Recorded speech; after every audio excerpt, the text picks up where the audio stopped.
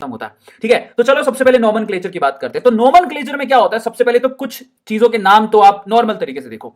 यहां पर कुछ ऐसे कंपाउंड्स होते हैं कार्बन के जो कि अनब्रांच्ड होते हैं, तो पहले तुमका नाम पता होना चाहिए।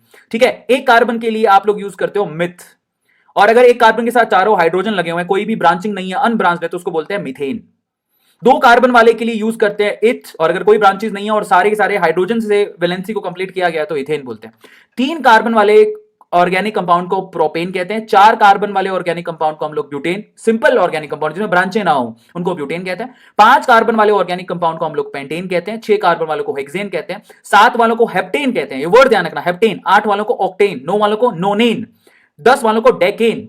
ठीक है, और 20 वालों को क्या कहते हैं, ये इंटरेस्टिंग है, 20 वाले जो जिसमें कार्बन एटम 20 हो तो उसको बोलते हैं इकोसेन। क्या बोलते हैं, इकोसेन। और जिसके अंदर 30 हो तो उसको बोलते हैं ट्राई एकोनटेन। बाप रे, ट्राई एकोनटेन, इतना याद करने की जरूरत नहीं है, लेकिन ये नाम उनके हैं जो कि जिसमें कोई ब्रांचें नहीं होती, जिसमें कार्बन की वैलेंसी सिर्फ हाइड्रोजन को पूरी करनी होती है। एक कार्बन के लिए मिथेन, दो के लिए इथेन, ऐसे करके चलता जाता है। 10 के लिए डेकेन। इतना याद करने की जरूरत नहीं पड़ती है, बस पता होनी चाहिए। इन दैट केस अगर मान लो कि ब्रांचिंग आपकी CH4 में से एक हाइड्रोजन हटा के आ रही है तो उस ब्रांच को बोलते हैं मिथाइल। अगर C2H6 में से एक हाइड्रोजन हटा के आ रही है तो उसको बोलते हैं इथाइल। अगर C3H8 में से यानी कि प्रोपेन में से एक हाइड्रोजन हटाया तो उसको बोलते हैं प्रोपाइल।